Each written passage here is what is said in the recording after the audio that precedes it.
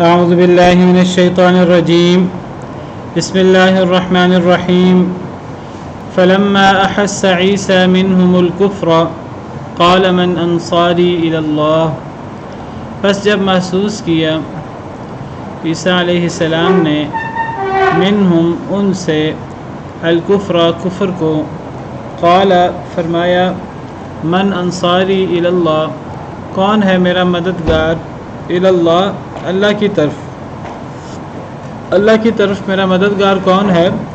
اللہ کی طرف سے مراد یعنی اللہ کے دین کے غلبہ کے لیے میری مدد کرنے والا کون ہے جو میرے ساتھ مل کر اللہ کے دین کو غالب کرنے کی تگودو کرے گا.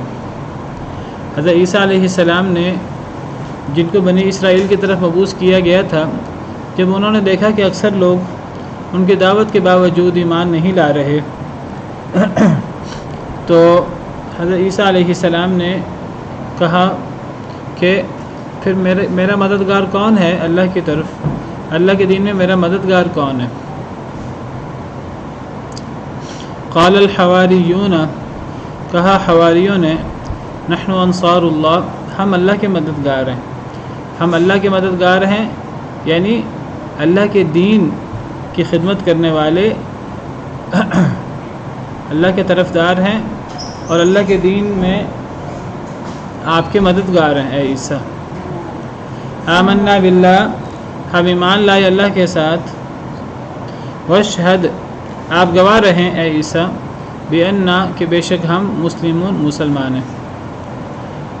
تو جب حضرت عیسیٰ علیہ السلام نے دیکھا کہ اکثر بنی اسرائیل ان پر ایمان نہیں لائے تو انہوں نے کہا کہ اللہ کے دین میں میرا مددگار کون ہے، یعنی کون ہے جو ایمان لاتا ہے، کون ہے جو میرا طرفدار ہے، اور کون ہے جو اللہ کے دین کو غالب کرنے میں جو میرا مشن ہے.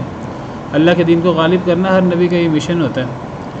تو جو اللہ کے دین کو غالب کرنے میں میرا مددگار ہے، یعنی جب اکثر لوگ کافر ہیں اور نہیں مان رہے تو ٹھیک ہے وہ کون لوگ ہیں جو حزب اللہ میں شامل ہیں، جو اللہ کی جماعت میں شامل ہیں، جو اللہ کے دین کو غالب کرنے میں میرے مددگار ہیں، چاہے وہ تھوڑے ہی ہیں، بڑے جلیل القدر لوگ ہیں، تو وہ کون لوگ ہیں. جب دیکھا جائے کہ بہت سارے لوگ کافر ہیں اور بہت سارے لوگ انکاری ہیں، بہت سارے لوگ نہیں مان رہے، تو جب نہ ماننے والے کفر کرنے والے وہ بہت بڑے مجرم ہیں کہ وہ نام نہیں مان رہے، وہ کفر کر رہے ہیں، وہ انکار کر رہے ہیں اور ان کی تعداد بھی بہت زیادہ ہے، تو پھر ان کے بالمقابل جو مان لیتے ہیں پھر وہ اللہ کے ہاں اتنے ہی مقرب ہوتے ہیں، ان کا اللہ کے ہاں پھر اتنا ہی مقام ہوتا ہے، چاہے وہ تھوڑے ہی کیوں نہ ہو. وہ چند لوگ پھر جو اللہ کے دین کو غالب کرنے میں جو حضرت عیسیٰ کے مددگار تھے، اور ہمیشہ تھوڑے لوگ ہوتے ہیں جو اللہ کے دین کو غالب کرنے میں اپنا کردار ادا کرتے ہیں، تو پھر ان کا جب زیادہ لوگ اللہ کے نافرمان ہوتے ہیں، کافر ہوتے ہیں اور وہ شیطان کے ساتھی ہوتے ہیں، حزب الشیطان میں شامل ہوتے ہیں اور اللہ کے ہاں بڑے مبغوض ہوتے ہیں، تو پھر وہ تھوڑے لوگ جو اللہ کے دین کو غالب کرنے میں اپنی سی کوشش کرتے ہیں، گویا کہ وہ اللہ کے دین کو غالب کرنے میں نبی کے حامی اور مددگار اور نبی کے طرفدار ہوتے ہیں، تو ان کا پھر بڑا مقام ہوتا ہے، ان کا پھر بہت بڑا مرتبہ ہوتا ہے، چاہے وہ تھوڑے کیوں نہ ہوں. بلکہ میں نے کئی دفعہ ذکر کیا ہے کہ جب تک دنیا میں اچھے لوگ موجود ہیں، چاہے وہ تھوڑے کیوں نہیں ہیں، اس وقت تک دنیا کا باقی رہنے کا جواز موجود ہے. جس دن دنیا سے اچھے لوگ چلے گئے اور کوئی اچھا باقی نہ رہا، اس دن اس دنیا کی وجہ جواز بھی ختم ہو جائے گی، کیونکہ قیامت صرف ان لوگوں پر آنی ہے کہ جس دور میں اللہ کہنے والا، لا الہ الا اللہ پڑھنے والا کوئی نہیں ہوگا، کوئی ایک بھی مسلمان نہیں ہوگا. جب ایک بھی اللہ کی بات کرنے والا نہیں ہوگا تو اللہ نے تو دنیا کشمکش کے لیے پیدا کی ہے. جب کشمکش ہی ختم ہو گئی، جب آزمائش ہی ختم ہو گئی اور جب کوئی ایک بھی ایمان والا نہیں رہا تو پھر دنیا بھی باقی نہیں رہے گی، دنیا بھی ختم ہو جائے گی. جب تک دنیا میں نیک لوگ باقی رہیں گے تو ان نیک لوگوں کی خیر اور برکت کی وجہ سے، چاہے وہ تھوڑے ہی کیوں نہ ہوں، دنیا باقی رہتی ہے. اللہ فرماتے ہیں اس وقت تک کسی قوم پر عذاب نہیں آتا جب تک اس قوم میں نبی موجود ہو. وما كان اللہ لیعذبہم وانت فیہم. اللہ تعالیٰ ان کو عذاب نہیں دیں گے اے نبی صلی اللہ علیہ وسلم جب تک آپ ان میں موجود ہیں، اور صرف نبی کی موجودگی کی وجہ سے عذاب نہیں ٹلتا. وما كان اللہ معذبہم وہم یستغفرون. اور اللہ انہیں تب بھی عذاب نہیں دیں گے جب یہ استغفار کرتے ہیں. جب ان میں استغفار کرنے والے لوگ موجود ہوں تو اس وقت بھی عذاب نہیں آتا. تو ہمیشہ نیک لوگ تھوڑے ہوتے ہیں، لیکن اللہ نے انہی تھوڑے اور نیک اور خالص لوگوں کے لیے دنیا بنائی ہے. یہی بات جب اللہ تعالیٰ نے فرشتوں کے سامنے یہ بات رکھی تھی کہ میں انسان کو پیدا کرنے والا ہوں، تمہارا کیا خیال ہے؟ تو فرشتے کہنے لگے کہ نیک سے نیک انسان کیا کریں گے؟ وہ بھی آپ کی تسبیح کریں گے، وہ بھی آپ کی عبادت کریں گے. جتنی عبادت وہ کریں گے ان سے زیادہ تو آپ کی عبادت ہم کرتے ہیں. کوئی کتنا بھی نیک ہو جائے گا تو وہ آپ کی عبادت کرے گا، تو اس سے زیادہ ہم آپ کی عبادت کرتے ہیں. آپ سمجھیے کہ فرشتوں کا اوڑھنا بھی چھونا اللہ کی تسبیح اور اللہ کی عبادت ہے. اور گویا کہ فرشتوں کی سانسیں بھی آپ سمجھیے اللہ کی تسبیح کے ساتھ ہی جاری ساری ہیں. تو وہ کہنے لگے کہ پھر انسانوں کو پیدا کرنے کی کیا ضرورت ہے کہ اگر وہ ان سے عبادت کروانی ہے تو عبادت تو ہم بھی کرتے ہیں، لیکن وہ تو ان میں سے بہت تھوڑے لوگ عبادت کریں گے، زیادہ تر لوگ تو انسانوں میں سے قتل و غارت کریں گے. اللہ نے جب فرشتوں کو بتایا کہ میں انسان کو پیدا کرنے والا ہوں تو اللہ تعالیٰ نے ساتھ بتایا کہ ان انسانوں کو اختیار ملے گا، اور ان میں سے اکثر انسان اس اختیار کا ناجائز استعمال کریں گے. تو فرشتوں نے یہ سوال کیا اللہ تعالیٰ سے کہ ان انسانوں میں سے تھوڑے لوگ ہیں جو آپ کی عبادت کریں گے، جو عبادت انہوں نے کرنی ہے اس سے بہت زیادہ عبادت ہم کرتے ہیں، زیادہ لوگوں نے قتل و غارت کرنی ہے. قالوا اتجعل فیہا من یفسد فیہا ویسفک الدماء. انہوں نے کہا کہ ان کو پیدا کریں گے جو زمین میں فساد کریں گے، خون بہائیں گے، اور اگر کچھ لوگ نیک بھی ہوں گے وَنَحْنُ نُسَبِّحُ بِحَمْدِكَ وَنُقَدِّسُ لَكَ. تسبیح تو ہم بھی کرنے والے ہیں، حمد تو ہم بھی بیان کرنے والے. تو اللہ نے فرمایا کہ جو میں جانتا ہوں وہ تم نہیں جانتے. گویا کہ اصل میں فرشتوں کی جو اللہ کی عبادت ہے یہ کشمکش کے بغیر ہے. ان کے پاس اختیار نہیں ہے، وہ پابند ہیں اللہ کی بات ماننے پر.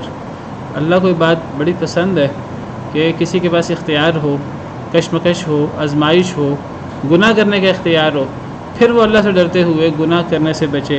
وہ سمجھے میرا رب مجھے دیکھ رہا ہے، وہ گناہ کرنے سے بچے اور پھر وہ اللہ کی عبادت کرے.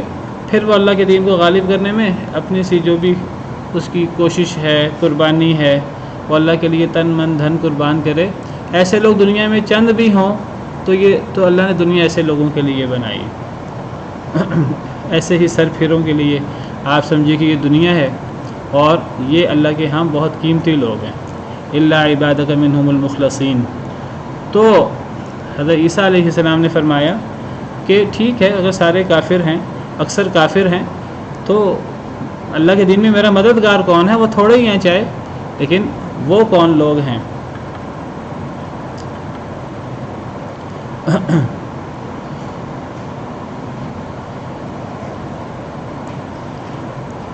قرآن کریم میں کئی مقامات پر اللہ تعالیٰ فرماتے ہیں اگر اس دنیا میں کفر کرنے والے بہت سارے ہیں تو اللہ فرماتے ہیں کہ ایسے لوگ بھی ہیں جو کفر نہیں کرتے. اللہ نے ایسے لوگوں کو بھی پیدا کیا ہے جو کفر نہیں کرتے. اللہ نے ایسے لوگوں کو بھی پیدا کیا ہے جو اللہ پر ایمان رکھتے ہیں. تو بہرحال حضرت عیسیٰ نے فرمایا کہ پھر اللہ کے دین میں میرا مددگار کون ہے. یہی بات صرف حضرت عیسیٰ علیہ السلام نے نہیں فرمائی تسلی کے لیے، حوصلہ بلند رکھنے کے لیے کہ چلو اگر زیادہ کافر ہیں تو میرے کچھ حامی، میرے کچھ صحابہ، میرے کچھ مددگار بھی ہیں.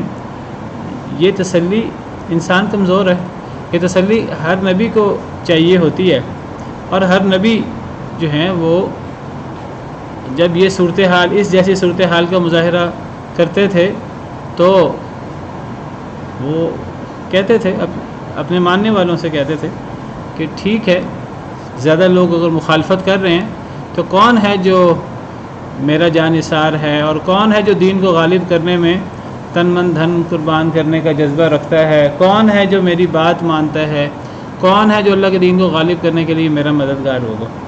یہ بات صرف سیدنا عیسیٰ علیہ السلام نے نہیں کی، یہ بات دیگر انبیاء کرام علیہ السلام نے بھی کی ہے، اور یہ بات نبی کریم صلی اللہ علیہ وسلم بھی کرتے تھے، جیسے کہ احادیث مبارکہ میں صحیح احادیث مبارکہ میں موجود ہے۔ سنن نبی داؤد کی حدیث ہے، حضرت جابر فرماتے ہیں کان رسول اللہ صلی اللہ علیہ وسلم یعرض نفسہ علی الناس فی الموقف، کہ نبی کریم صلی اللہ علیہ وسلم حج کے موقع پر مکہ مکرمہ میں حج کے موقع پر جب پورا عرب گویا کہ حج کرنے کے لیے آ جاتا تھا تو نبی کریم صلی اللہ علیہ وسلم اپنے آپ کو لوگوں پر پیش کرتے تھے، اور آپ فرماتے تھے الا رجل یحملنی الی قومہ، کیا کوئی ایسا آدمی ہے جو مجھے اپنی قوم کے پاس لے جائے۔ عرب لوگوں کے اندر اصل میں ایک رواج تھا کہ اگر کسی قبیلے کا کوئی شخص کسی شخص کی ذمہ داری لے لیتا تو پورا قبیلہ اس شخص کو کچھ نہیں کہہ سکتا تھا۔ اگر پورے قبیلے میں کوئی ایک شخص بھی امان دے دیتا ایک شخص کو، اور ایک شخص کی جان و مال کی ذمہ داری لے لیتا تو پورا قبیلہ اس کا دھیان کرتا تھا۔ تو نبی صلی اللہ علیہ وسلم فرماتے حج کے موقع پر آپ لوگوں کے سامنے یہ بات کرتے کہ دیکھو میں قریش سے ہوں، قریش والے لوگوں نے تو میری بات ماننے سے انکار کر دیا، ان میں سے اکثر لوگ تو میری بات نہیں مانتے، اب کون ہے جو مجھے اپنے قوم کے پاس لے جائے، مجھے امان دے، اور میں اس کی قوم کے پاس جا کر انہیں اللہ کے عذاب سے بچنے کی دعوت دوں، انہیں اللہ کے دین کی طرف دعوت دوں، اور وہ مجھے امان دے۔ تو نبی صلی اللہ علیہ وسلم فرمایا کرتے تھے الا رجل یحملنی الی قومہ، کیا کوئی آدمی ہے جو مجھے اپنی قوم کی طرف لے جائے۔ فإن قریشا قد منعونی ان ابلغ کلام ربی، قریش نے تو مجھے منع کر دیا ہے کہ میں اپنے رب کا کلام انہیں پہنچاؤں، قریش تو مجھے آزادی کے ساتھ اللہ کا کلام بھی نہیں پہنچانے دیتے۔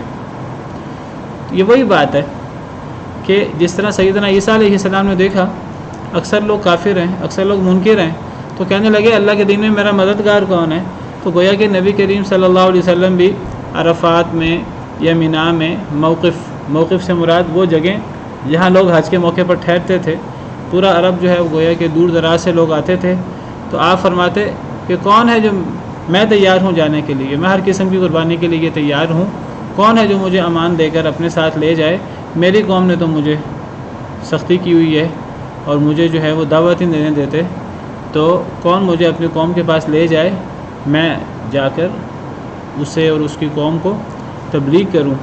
تو گویا کہ نبی کریم صلی اللہ علیہ وسلم مدد مانگتے تھے لوگوں سے کہ اللہ کے دین پہنچانے میں قریش نے تو مجھے منع کر دیا ہے، کون ہے جو اللہ کے دین کو پہنچانے میں میرا مددگار ہوگا، اور کون مجھے امان دے کر اپنے کنبے قبیلے میں مجھے اپنی قوم میں مجھے لے جائے گا، اور میں آزادی کے ساتھ اس کے قوم میں جا کر اس کی امان میں میں اللہ کے دین کی تبلیغ کر سکوں، ممکن ہے کئی لوگ ایمان لے آئیں۔ تو اسی بات کا اظہار سیدنا عیسیٰ علیہ السلام نے اپنی قوم کے سامنے کیا، اللہ کے دین میں میرا مددگار کون ہے۔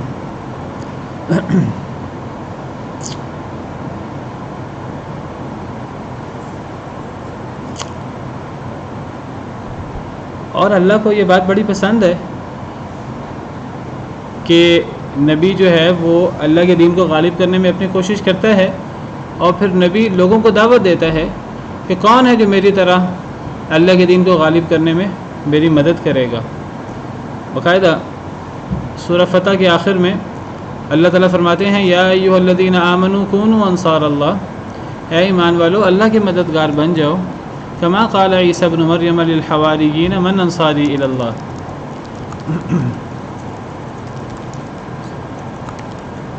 اے ایمان والو، سورہ صف آیت نمبر 14 آخری آیت ہے، اے ایمان والو، اے مسلمانوں، اللہ کے مددگار بن جاؤ اسی طرح جس طرح عیسیٰ بن مریم نے اپنے حواریوں سے، حواری سے مراد مددگار، جس طرح عیسیٰ بن مریم نے اپنے حواریوں اپنے مددگاروں سے کہا تھا من انصاری الی اللہ، کہ اللہ کے دین میں میرا مددگار کون ہے؟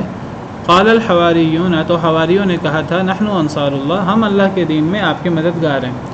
تو جس طرح حواریوں نے حضرت عیسیٰ کو کہا کہ ہم اللہ کے دین کو غالب کرنے میں آپ کے مددگار ہیں، تو جب حضرت عیسیٰ کو حضرت عیسیٰ کے حواری یہ کہہ سکتے ہیں تو اے مسلمانوں، تمہیں ان سے بڑھ کر یہ بات اپنے نبی کو کہنی چاہیے، تمہیں ان سے بڑھ کر اللہ کے دین کا مددگار ہونا چاہیے۔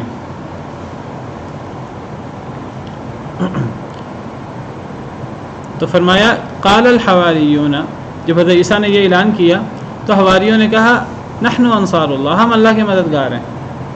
اللہ کے مددگار سے مراد اللہ کو کسی کی مدد کی کیا ضرورت ہے؟ اللہ کے دین میں، اللہ کے دین کو غالب کرنے میں ہم نبی کے مددگار ہیں، ہم اللہ کے دین کو غالب کرنے میں اپنی سی کوشش کریں گے، یہ مراد ہے۔ اللہ کو تو مدد کی ضرورت نہیں ہے، اللہ اکیلے کافی ہیں۔ اصل میں اللہ نے آزمائش کرنی ہے۔ جب اللہ نے آزمائش کرنی ہے تو اللہ نے دیکھنا ہے کہ کون اللہ کے دین کو غالب کرنے کے لیے کوشش کرتا ہے، تو اس کو اللہ تعالیٰ انصار اللہ کہتے ہیں۔ یہ در حقیقت اللہ کی مدد نہیں ہے، یہ در حقیقت دین اسلام کو غالب کرنے کی کوشش ہے۔ اللہ کو مدد کی کیا ضرورت ہے؟ اللہ جو زمین و آسمان کا پیدا کرنے والا ہے، جو فعال لما یرید ہے، جو الجبار ہے، جو المتکبر ہے، اللہ کو کسی کی مدد کی کیا ضرورت ہے؟ اللہ کو کسی کی مدد کی ضرورت نہیں ہے، کہ در حقیقت اللہ کی مدد نہیں ہے، یہ دین کو غالب کرنے کی کوشش ہے۔ اور دین کو غالب کرنے کی کوشش جو ہماری مقصد زندگی ہے، دنیا میں ہمارے آنے کا مقصد کیا ہے؟ وہ اللہ کے دین کو غالب کرنے کی کوشش ہے۔ سورہ انبیاء میں اللہ تعالیٰ فرماتے ہیں وَمَا خَلَقْنَا السَّمَاءَ وَالْأَرْضَ وَمَا بَيْنَهُمَا لَاعِبِينَ، ہم نے زمین و آسمان کو کھیلتے ہوئے نہیں بنایا۔ لَوْ أَرَدْنَا أَن نَّتَّخِذَ لَهْوًا لَّاتَّخَذْنَاهُ مِن لَّدُنَّا، اگر ہم نے کھیل بنانا ہوتا ہم اپنے پاس بنا لیتے۔ إِن كُنَّا فَاعِلِينَ، یقیناً ہم کر لیتے۔ بل نقذف بالحق على الباطل فيدمغه فإذا هو زاهق، زمین و آسمان کو کھیلتے ہوئے نہیں بنایا، کس لیے بنایا؟ بلکہ ہم حق کو باطل پر مارتے ہیں، پھر حق باطل کا سر توڑ دیتا ہے اور پھر باطل چلا جاتا ہے۔ یہ دنیا کا مقصد ہے، یعنی دنیا کھیل تماشا نہیں ہے، بے مقصد نہیں ہے، دنیا حق اور باطل کی کشمکش کے لیے اللہ نے بنائی ہے۔ اور اللہ فرماتے ہیں اس کشمکش میں حق غالب آتا ہے ہمیشہ، اور ہمیشہ حق باطل کو بھاگ جانے پر اور مٹ جانے پر مجبور کر دیتا ہے۔ کیا مطلب؟ مطلب یہ ہے کہ حق اور باطل کی کشمکش میں حق نے غالب آنا ہے۔ کیوں حق نے غالب آنا ہے؟ کیونکہ حق اللہ کا ہے، اللہ کا دین حق ہے اور اللہ کے دین نے غالب آنا ہے۔ اور جب اللہ کے دین نے غالب آنا ہے تو جو اس دین کا مددگار ہوگا، جو اس دین کو غالب کرنے کی کوشش کرنے والا ہوگا، وہ در حقیقت غالب ہوگا، وہ در حقیقت کامیاب ہوگا۔ اور کوئی یہ نہ سمجھے جو اللہ کے دین کو غالب کرنے کی کوشش کرتا ہے کہ اس کا بڑا احسان ہے اللہ پر یا نبی پر یا دین اسلام پر، اس کا کوئی احسان نہیں ہے، یہ اللہ کا اس شخص پر احسان ہے کہ اللہ نے اصل میں اپنے دین کو غالب کرنا ہی کرنا ہے۔ یہ تو اللہ نے اس شخص کو یہ سعادت بخشی ہے، یہ توفیق بخشی ہے کہ اللہ نے اسے دین کے خدام میں شمار کر لیے۔ اور یہ اتنا بڑا کام ہے اللہ کے نزدیک، یہ اللہ کے نزدیک اس کا اتنا بڑا ثواب ہے کہ اللہ اس کو کہتے ہیں یہ در حقیقت انصار اللہ ہیں، یہ در حقیقت اللہ کے مددگار ہیں۔ حالانکہ اللہ کا مددگار کون ہو سکتا ہے؟ یہ بالکل آپ اس کو ایسے سمجھیے جس طرح اللہ فرماتے ہیں کہ جو شخص اللہ کے راہ میں صدقہ کرتا ہے، جو اللہ کے راہ میں زکوٰۃ صدقات دیتا ہے، جو غریب کی مدد کرتا ہے، وہ در حقیقت اللہ کو قرض دیتا ہے۔ من ذا الذی یقرض اللہ قرضا حسنا، کون ہے جو اللہ کو قرض حسنا عطا کرے؟ اللہ کو کس قرض کی ضرورت ہے؟ اللہ کو کس مال کی ضرورت ہے؟ اللہ فرماتے ہیں در حقیقت تم جو غریب کو دیتے ہو اللہ کو راضی کرنے کے لیے، تو اس کا اتنا بڑا ثواب ہے کہ تم یہ سمجھو کہ تم نے اللہ کو قرض دیا ہے۔ دنیا کے اندر ایک اچھی فطرت والا شخص ہے، اس کو قرض دیا جائے وہ قرض کو ضرور ادا کرتا ہے، وہ اس احسان کو یاد رکھتا ہے۔ تو اگر تم نے زکوٰۃ اور صدقات دی ہیں اور تم نے اللہ کو راضی کرنے کے لیے اللہ کے راستے میں مال دیا ہے، تو گویا کہ تم نے اللہ کو قرض دیا ہے، تو اللہ سے بڑھ کر قرض چکانے والا کون ہوگا؟ اللہ سے بڑھ کر اس کا بدلہ دینے والا کون ہوگا؟ تو دین کا غلبہ یہ اتنا بڑا مقصد ہے، یہ ہمارا مقصد حیات ہے۔ جو دین کے غلبے کے لیے اپنے آپ کو وقف کرتا ہے اور جو دین کے غلبے کے لیے کام کرتا ہے، یہ اتنی بڑی سعادت ہے۔ اللہ کو مدد کی ضرورت نہیں ہے، لیکن اللہ کہتے ہیں یہ انصار اللہ ہیں، یہ حزب اللہ ہیں، یہ انصار اللہ ہیں۔ اس معنی میں ان کو انصار اللہ کہا ہے، ورنہ اللہ کو کس مدد کی ضرورت ہے؟ اللہ کو کسی مدد کی ضرورت نہیں ہے، بلکہ اصل تو اللہ مدد کرتے ہیں۔ دیکھیے، هو الذی ارسل رسولہ بالہدی ودین الحق لیظہرہ علی الدین کلہ، اللہ نے اپنے رسول کو ہدایت اور دین حق کے ساتھ بھیجا تاکہ وہ اس دین حق کو تمام ادیان پر غالب کر دیں۔ اللہ نے دین حق کو غالب کرنا ہی کرنا ہے۔ کوئی اس دین حق کا خادم بنے یا نہ بنے، کوئی اس دین حق کے غلبہ کی کوشش کرے یا نہ کرے، دین نے غالب آنا ہی آنا ہے۔ چاہے کچھ لیٹ آئے، اللہ کی طرف سے آزمائش ہوتی ہے کئی دفعہ۔ والعاقبۃ للمتقین، انجام متقین کے لیے ہوتا ہے، انجام حق کے لیے ہوتا ہے۔ جاء الحق وزهق الباطل ان الباطل کان زہوقا، حق آ گیا باطل چلا گیا، باطل کا کام ہی جانا ہے، چاہے وہ تھوڑا لیٹ ہو جائے، حق نے غالب آنا ہی آنا ہے۔ اب یہ تو اللہ کی طرف سے سعادت ہے، توفیق ہے کہ کسی کو مل جائے اور وہ حق کے قافلے کا راہی بن جائے۔ تو بہرحال یہ بہت بڑی سعادت ہے۔ یہ وہی بات ہے جو اللہ تعالیٰ نے سورہ محمد میں فرمائی، یا ایھا الذین آمنوا ان تنصروا اللہ ینصرکم، اے ایمان والو اگر تم اللہ کی مدد کرو گے تو اللہ تمہاری مدد کرے گا، ویثبت اقدامکم، تمہارے قدموں کو بھی مضبوط کرے گا۔ تم اللہ کی مدد کرو سے کیا مراد ہے؟ وہی جو یہاں مراد ہے، یعنی تم اللہ کے دین کو غالب کرنے کی کوشش کرو گے، تو تم اگر جہاد کرو گے، تو تم اگر دعوت و جہاد کے اندر نبی کے ہم رکاب ہوگے اور نبی کے ساتھ تم اللہ کے دین کو غالب کرنے کی کوشش کرو گے، تم دین اسلام پر عمل کرو گے، اللہ اور اللہ کے رسول کی اطاعت کرو گے، یہ سب چیزیں ان تنصر اللہ میں شامل ہیں۔ اگر تم اللہ کی مدد کرو گے ینصرکم، تو پھر اللہ بھی تمہاری مدد کریں گے۔ اور میں جیسے بتا چکا ہوں، اگر کوئی دین اسلام کو غالب کرنے کی کوشش نہ کرے، اللہ نے تو اس دین کو غالب کرنا ہی کرنا ہے۔ الا تنصروہ فقد نصرہ اللہ، سورہ توبہ میں اللہ فرماتے ہیں اگر تم نے نبی کی مدد نہیں کی، فقد نصرہ اللہ، تو اللہ نے تو مدد کی ہی کی ہے، اللہ نے تو تمہارے بغیر بھی کی ہے۔ اذ اخرجہ الذین کفروا، جب کافروں نے انہیں نکال دیا، ثانی اثنین، دو میں سے دوسرے تھے، اذ ہما فی الغار، جب دونوں غار میں تھے، اذ یقول لصاحبہ، جب نبی اپنے ساتھی ابو بکر صدیق سے کہہ رہے تھے، لا تحزن ان اللہ معنا، گھبرائیے نہیں، غم نہ کھائیے، اللہ ہمارے ساتھ۔ تم مدد نہیں کرو گے تو اس سے کوئی فرق تو نہیں پڑ جائے گا، اللہ نے تو مدد کرنی ہی کرنی ہے۔ تو اللہ نے تو دین کو، حق کو غالب کرنا ہی کرنا ہے۔ کوئی اگر اس قافلے کا راہی بنے یا نہ بنے، اس دین نے غالب ہونا ہی ہونا ہے۔ کوئی اگر شامل ہو جائے تو یہ اس کی خوش بختی ہے، اس کی سعادت مندی ہے، اور جو اس میں شامل ہو گیا وہ حزب اللہ کا حصہ، وہ حزب اللہ میں شامل ہو گیا، وہ انصار اللہ میں شامل ہو گیا۔ تو گویا کہ سیدنا عیسیٰ علیہ السلام کے قصے سے اللہ تعالیٰ جو ہے وہ ہمیں ابھار رہے ہیں کہ مسلمانوں کو بھی دین کے غلبے کے لیے، مسلمانوں کو مشن، واحد مشن دین کا غلبہ ہونا چاہیے، ہر مسلمان کا۔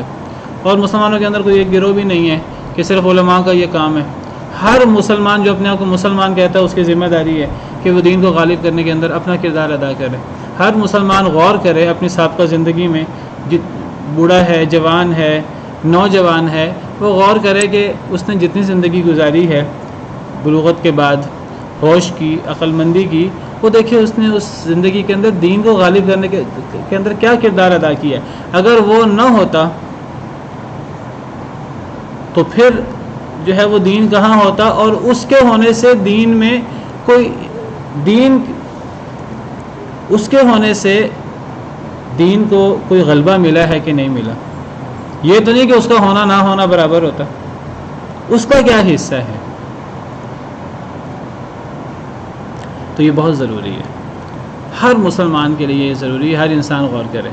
جس کے پاس مال ہے وہ اپنے مال سے دین کو غالب کرنے کی کوشش کرے، جس کے پاس علم ہے وہ اپنے علم کو پھیلا کر دین کو غالب کرنے کی کوشش کرے، جس کے پاس کوئی صلاحیت ہے وہ اپنی صلاحیت کو دین کے لیے وقف کرے، جس کے پاس کچھ نہیں ہے، نہ اس کے پاس صلاحیت ہے، نہ اس کے پاس مال ہے، نہ اس کے پاس علم ہے، وہ اپنا وقت ہی دین کو دے دے۔ وہ جو کچھ دین کے لیے کر سکتا ہے وہ دین کے لیے کرے، اگر نہیں کرے گا تو دنیا میں آنے کا مقصد کیسے پورا کرے گا؟ تو دنیا میں آنے کا مقصد ذاتی نیکی، خود کچھ نمازیں پڑھ لینا، یہ نہیں ہے، صرف خود بھی نیک ہونا، دوسروں کو بھی نیکی کی ترغیب دینا، دین اسلام کو غالب کرنے کے اندر اپنا کردار ادا کرنا، وہ تھوڑا ہے کہ وہ زیادہ۔ حضرت عیسیٰ علیہ السلام نے پوچھا تو حواریوں نے کہا ہم اللہ کے مددگار ہیں۔ حواری کا مطلب مددگار، حواری کہتے ہی مددگار کو ہیں۔ ایک موقع پر نبی کریم صلی اللہ علیہ وسلم نے ایک جنگ کے موقع پر آپ نے کہا کہ مجھے دشمنوں کی خبر کون لا کر دے گا؟ صحیح بخاری کی حدیث ہے، حدیث نمبر 2846۔ آپ نے فرمایا مجھے دشمن کی خبر کون لا کر دے گا؟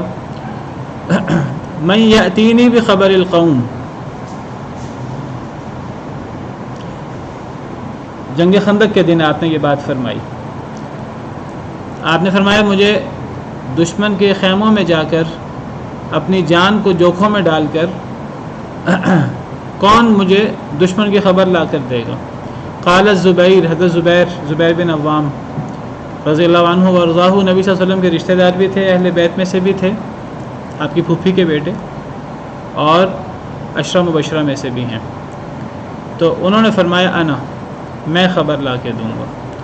ثم قال، پھر آپ نے فرمایا من یأتینی بخبر القوم، اور کون ہے جو مجھے دشمن کی خبر لا کر دے؟ دوبارہ زبیر کھڑے ہوئے، انا، میں۔ تو آپ بڑا خوش ہوئے ان کے جذبے پر۔ آپ نے فرمایا ان لکل نبی حواریً وحواری الزبیر، ہر نبی کا کوئی نہ کوئی حواری ہوتا ہے، جس طرح حضرت عیسیٰ کے یہ حواری تھے۔ آپ نے فرمایا میرا حواری زبیر ہے، میرا ساتھی، میرا مددگار جو ہے وہ زبیر ہے۔ تو بہرحال ہر مسلمان کو نبی کا حواری اور دین اسلام کا حواری اور دین اسلام کا مددگار ہونا چاہیے، بہت بڑی سعادت ہے، اس سعادت میں ہر ایک کو شریک ہونا چاہیے۔ حواریوں نے کہا کہ ہم اللہ کے مددگار ہیں، یعنی اللہ کے دین کو غالب کرنے میں ہم آپ کے ساتھی ہیں۔ آمنا باللہ، ہم اللہ پر ایمان لائے ہیں، یعنی اللہ پر ایمان سے یہ کام شروع ہوتا ہے۔ واشہد، آپ گواہ ہو جائیے اے عیسیٰ، بِأَنَّا، کہ بے شک ہم مسلمان ہیں۔ پتہ لگا حضرت عیسیٰ کی دعوت عیسائیت کی نہیں تھی، ورنہ یہاں حواری کہتے کہ آپ گواہ رہیں کہ ہم عیسائی ہیں، ہم مسیحی ہیں۔ نہیں، انہوں نے کہا کہ آپ گواہ رہیں کہ ہم مسلمان ہیں۔ حضرت عیسیٰ کی دعوت بھی اسلام کی تھی، یہ موضوع کئی دفعہ گزر چکا ہے۔ تو یعنی جو بندہ مسلمان ہو جاتا ہے، جو بندہ مومن ہو جاتا ہے، اور مومن کا مطلب آمنت باللہ کہنا کافی نہیں ہے، میں مسلمان ہو گیا کہنا کافی نہیں ہے۔ ایمان لانے کا مطلب، اسلام قبول کرنے کا مطلب اللہ اور اللہ کے رسول کے احکامات پر کما حقہ عمل ہے، پورے اسلام پر عمل ہے۔ اور جب انسان پورے اسلام پر عمل کرتا ہے تو گویا کہ وہ انصار اللہ میں شامل ہو جاتا ہے، وہ بھی حواری بن جاتا ہے۔ کتنی غور طلب آیت ہے، کتنی توجہ کھینچنے والی آیت ہے۔ لیکن کچھ لوگ ہیں جو قرآن کریم کے آیات سے غلط سلط مفہوم نکالتے ہیں، اور قرآن کریم کے آیات سے اپنے کچھ عقائد جو انہوں نے خود بنا رکھے ہیں، خود ساختہ، وہ قرآن کریم کے آیات سے ثابت کرنے کی کوشش کرتے ہیں۔ اس آیت کریمہ سے کچھ لوگوں نے یہ ثابت کرنے کی کوشش کی کہ اللہ کے علاوہ اوروں سے مدد مانگنا جائز ہے۔ کچھ لوگ ہیں جو اللہ کے علاوہ نبیوں سے، ولیوں سے مدد مانگتے ہیں، ان سے کہا جاتا ہے اللہ کے علاوہ کسی سے مدد نہیں مانگنی چاہیے۔ وہ کہتے ہیں دیکھو حضرت عیسیٰ نے مدد مانگی ہے۔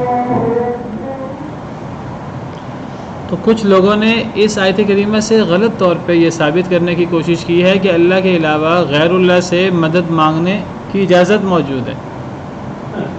وہ کہتے ہیں دیکھو حضرت عیسیٰ کتنے اللہ کے جلیل القدر پیغمبر ہیں وہ اللہ کے علاوہ وہ اپنے ساتھیوں سے مدد مانگ رہے ہیں. وہ کہتے ہیں کہ اللہ کے دین کو غالب کرنے میں میرا مددگار کون ہے. تو پتہ لگا کہ اللہ کے علاوہ غیر اللہ سے بھی مدد مانگنی جائز ہے. جب غیر اللہ سے مدد مانگنی جائز ہے تو اگر ہم پیر عبد القادر جیلانی کو پکار لیتے ہیں، اگر ہم یا رسول اللہ مدد کہہ دیتے ہیں، اگر ہم یا علی مدد کہہ دیتے ہیں تو اس سے کیا فرق پڑ جاتا ہے؟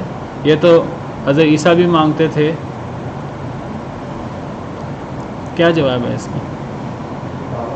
جی یہ تعاون ہے، یہ تعاون ہے، یہ مدد نہیں ہے. کیا فرق ہے کہ اللہ کے علاوہ کسی سے مدد نہیں مانگنی چاہیے اور تعاون میں؟ جی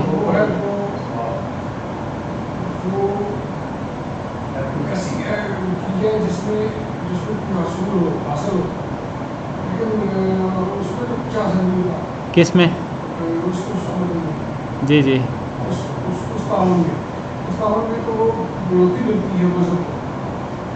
یعنی جس میں کچھ حاصل ہو وہ مدد مانگنی جائز ہے، جس میں کچھ حاصل نہ ہو وہ مدد مانگنی جائز نہیں ہے.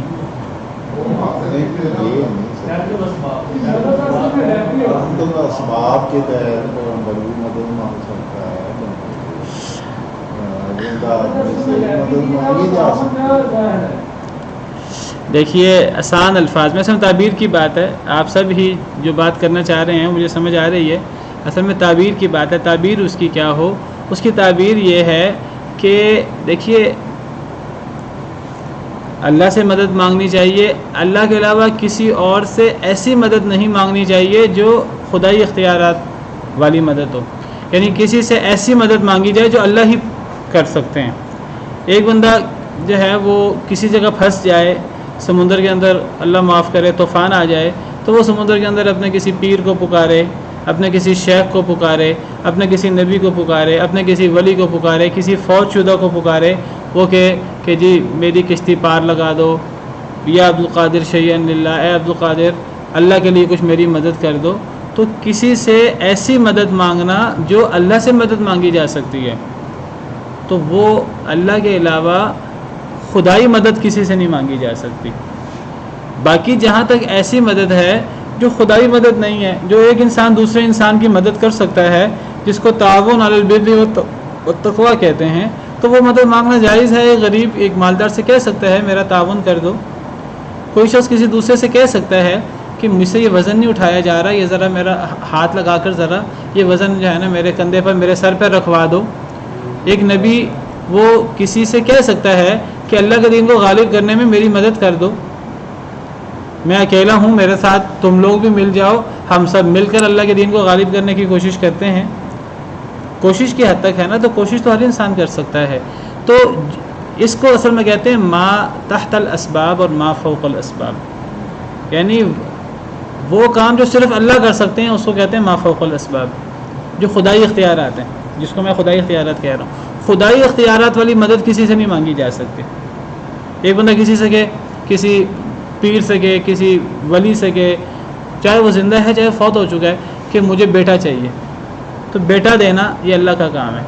یہ کسی نبی ولی زندہ مردہ کسی کا کوئی کام نہیں ہے، کسی فوج شدہ کا یہ کام نہیں، چاہے کتنا ہی جو ہے وہ اللہ کا برگزیدہ اللہ کا مقرب فرشتہ ہی کیوں نہ ہو، کوئی نبی مرسل ہی کیوں نہ ہو، کوئی کسی کو اولاد نہیں دے سکتا، کوئی کسی کی بگڑی نہیں بنا سکتا.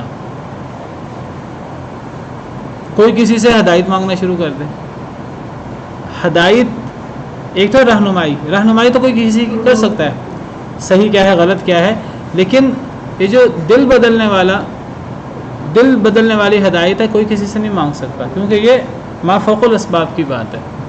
تو ما فوق الاسباب مدد صرف اللہ سے مانگی جا سکتی ہے. یہی مطلب ہے سورہ فاتحہ کے اندر جو اللہ رب العالمین نے فرمایا ایاک نعبد و ایاک نستعین، کہ صرف آپ کی ہم عبادت کرتے ہیں اور صرف آپ سے ہم مدد مانگتے ہیں. دیکھیے جو لوگ کہتے ہیں کہ جی اس قسم کی آیتیں پیش کرتے ہیں اللہ کے علاوہ اوروں سے مدد مانگنی جائز ہے، ہم ان سے کہتے ہیں چلو آپ کی بات ہم کچھ دیر کے لیے بالفرض مان لیتے ہیں، تو پھر ایاک نعبد و ایاک نستعین کا مطلب کیا ہے؟ اس کا معنی بھی تو کچھ ہے نا. کہ اے اللہ صرف آپ کی ہم عبادت کرتے ہیں اور صرف آپ سے ہی ہم مدد مانگتے ہیں، اس کا بھی تو کوئی نہ کوئی مطلب ہونا چاہیے. اس کا مطلب پھر کیا ہے، وہ مطلب بیان کر دیں. مطلب یہ ہے کہ کچھ ایسی مدد ہے جو اللہ کے علاوہ کسی سے نہیں مانگی جا سکتی، جو صرف اللہ سے مانگی جا سکتی ہے. باقی ہاں یہ مدد جو آپ کہہ رہے ہیں کہ حضرت عیسیٰ نے مانگی، اس جیسی مدد مانگی جا سکتی ہے. قرآن میں بھی ہے وَتَعَاوَنُوا عَلَى الْبِرِّ وَالتَّقْوَى وَلَا تَعَاوَنُوا عَلَى الْإِثْمِ وَالْعُدْوَانِ. نیکی اور تقوی کے کاموں میں ایک دوسرے کا تعاون کرو، گناہ اور زیادتی کے کاموں میں ایک دوسرے کا تعاون نہ کرو.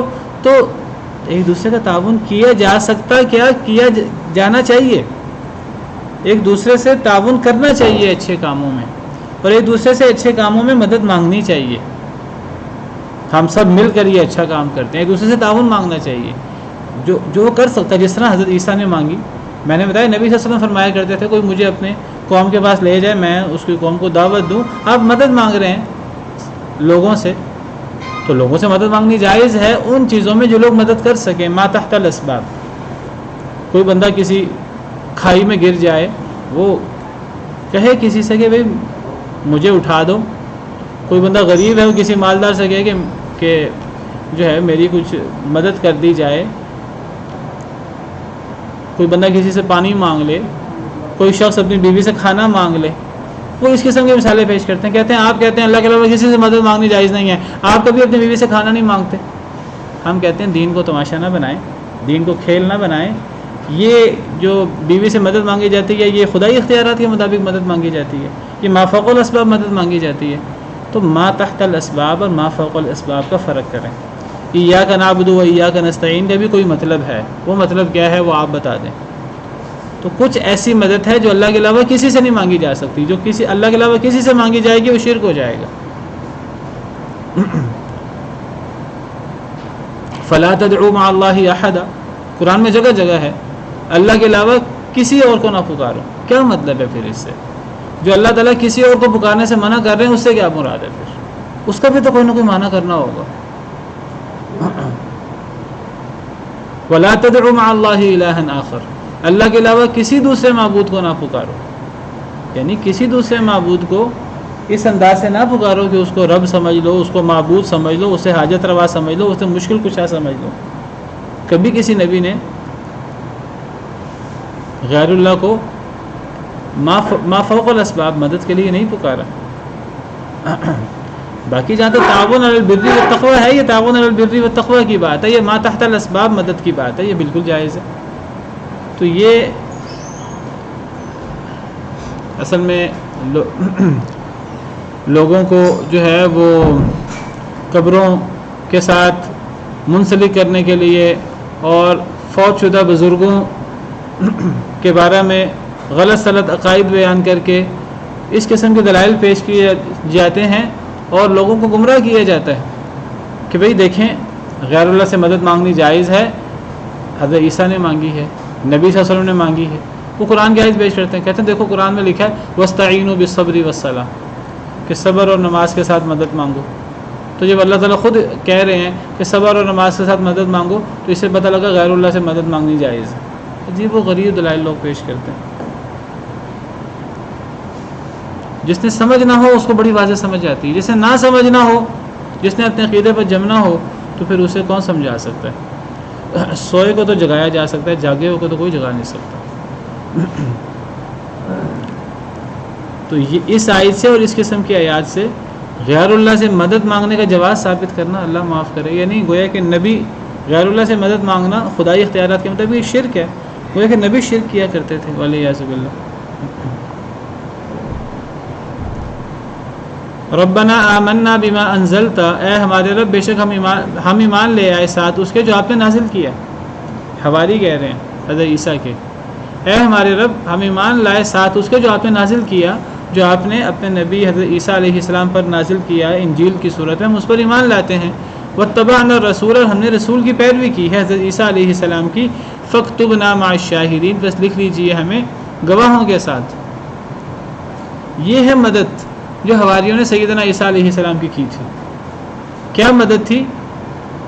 کہ حضرت عیسیٰ پر اترنے والی کتاب پر ایمان، حضرت عیسیٰ کی پیروی. یعنی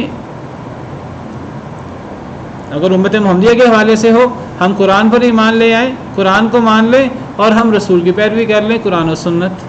تو قرآن و سنت پر عمل در حقیقت یہ انصار اللہ بننے والی بات ہے، یہ در حقیقت حواری بننے والی بات ہے، یہ دین کو غالب کرنے والی بات ہے. اسی سے دین غالب ہوتا ہے. دیکھیے دین ہمیں کیا کہتا ہے کہ انسان کی نیکی انسان کی ذات کے لیے نہیں ہوتی. یا ایھا الذین آمنوا قوا انفسکم واہلیکم نارا، اے ایمان والو اپنے آپ کو اپنے گھر والوں کو جہنم کی آگ سے بچاؤ. اور صرف اپنے گھر والوں کو نہیں، پہلے انسان اپنے آپ کو اور اپنے گھر والوں کو، پھر انسان اپنے محلے والوں کو، پھر یہ دعوت کا دائرہ پھیلتے پھیلتے پوری دنیا تک پھیل جاتا ہے. نبی صلی اللہ علیہ وسلم نے وَأَنذِرْ عَشِيرَتَكَ الْأَقْرَبِينَ پہلے قریبی رشتہ داروں کو ڈرایا اللہ کے حکم کے مطابق، پھر محلے والوں کو، پھر یہ دائرہ پھیلتا گیا. پھر آپ نے قریب ملک والوں کو آپ نے جو ہے وہ خط لکھے، پوری دنیا تک آپ نے اللہ کا پیغام پہنچایا. ایک انسان جو ہے وہ خود نیک ہو جائے، خود نماز پڑھنا شروع کر دے کہ میں کامیاب ہو گیا. ایک انسان ایک آفس میں کام کرتا ہے، وہ نماز پڑھتا ہے، خود 5 وقت کی نماز پڑھتا ہے، اس کے ساتھ والا نماز نہیں پڑھتا، اس کو کوئی فرق نہیں پڑتا. وہ سالہ سال سے کام کر رہا ہے، ساتھ والا نماز نہیں پڑھتا، اس سے کوئی فرق نہیں پڑتا. یہ دین کو غالب نہیں کر رہا. یہ اصل میں صحیح کتاب و سنت پہ عمل ہی نہیں کر رہا، کیونکہ کتاب و سنت کے مطابق والعصر ان الانسان لفی خسر الا الذین آمنوا وعملوا الصالحات وتواصوا بالحق وتواصوا بالصبر. اللہ قسم کھا کر فرماتے ہیں تمام انسان خسارے میں سوائے اس کے جو خود ایمان لائے، نیک عمل کرے اور دوسرے کو حق کی تلقین کرے، دوسرے کو صبر کی تلقین کرے. تو دین صرف ذات کے لیے نہیں ہوتا، دین اپنی ذات کے ساتھ دوسروں تک پہنچانے کے لیے ہوتا ہے. جس کا دین اپنی ذات کے لیے ہو اس سے کسی کو کوئی فرق نہیں پڑتا، ایسے شخص سے کسی کو کوئی تکلیف نہیں ہوتی. کسی کو تکلیف اگر ہوتی جب آپ اسے حق بات پہنچائیں گے، جب آپ امر بالمعروف کریں گے، جب آپ نہی عن المنکر کریں گے، تب پتہ لگے گا. تب دنیا آپ کی مخالف ہوگی، تب دنیا کہے گی کہ یہ فتنہ ڈالنے والا ہے، یہ کرنے والا ہے، یہ کرنے والا ہے. اور تب اصل میں کشمکش ہوگی، اور تب جو ہے وہ یہ ہوگی دین کی مدد اور دین کا غلبہ، اور یہ ہوں گے انصار اللہ. اور تو حواریوں نے کہا اے اللہ ہم ایمان لے آئے، ساتھ اس کے جو آپ نے نازل کیا، ہم نے رسول کی پیروی کی، آپ ہمیں لکھ لیجئے گواہوں کے ساتھ. وَمَكَرُوا وَمَكَرَ اللَّهُ، انہوں نے مکر کیا اور اللہ نے بھی مکر کیا. واللہ خیر الماکرین، اللہ بہترین مکر کرنے والے ہیں. مکر کا لفظی مطلب خفیہ تدبیر ہوتی ہے، خفیہ چال اور خفیہ تدبیر. اگر اچھے کام کے لیے ہو تو یہ اچھی ہوتی ہے، برے کام کے لیے ہو تو یہ بری ہوتی ہے. تو جب اللہ کے لیے تدبیر کا لفظ آیا ہے تو اللہ تو برا کام کرتے ہی نہیں ہے، اللہ تو اللہ لحاظ سے کامل ہے. تو اللہ کے لیے جب یہ لفظ آئے گا تو اچھی تدبیر کے معنی میں آئے گا. اور مکر یہ بری تدبیر کے لیے بھی استعمال ہوتا ہے اگر برے مقصد کے لیے ہو. یہودیوں نے حضرت عیسیٰ شام فلسطین میں رہنے والے تھے، تو جو شام فلسطین کا جو بادشاہ تھا، جو کافر تھا، حضرت عیسیٰ پر ایمان نہیں رکھتا تھا، تو یہودیوں نے یہ اصل میں روم کے تحت تھا، تو اس بادشاہ کو حضرت عیسیٰ کے خلاف شکایتیں لگا کر انہوں نے اسے حضرت عیسیٰ کے خلاف کر دیا، اور حضرت عیسیٰ کے بارے میں ورغلایا کہ انہیں سزا دی جائے، بڑے فسادی ہیں، بغیر باپ کے پیدا ہوئے ہیں، نعوذ باللہ ولد الحرام ہے، انہیں سزا دی جائے. تو یہ ان کا مکر تھا. اللہ نے ان کا مکر ان پر الٹا دیا کہ حضرت عیسیٰ کی شکل کسی شخص کی بنا دی اور اس شخص کو سولی دے دی گئی، حضرت عیسیٰ کو اٹھا لیا گیا. انہوں نے تدبیر کی، بری تدبیر کی، اللہ نے تدبیر کی، اور اللہ کی تدبیر بہتر ہے، اور اللہ کی تدبیر جو ہے وہ وہی غالب ہوتی ہے. سبحان ربک رب العزت عما یصفون وسلام علی المرسلین والحمد للہ رب العالمین.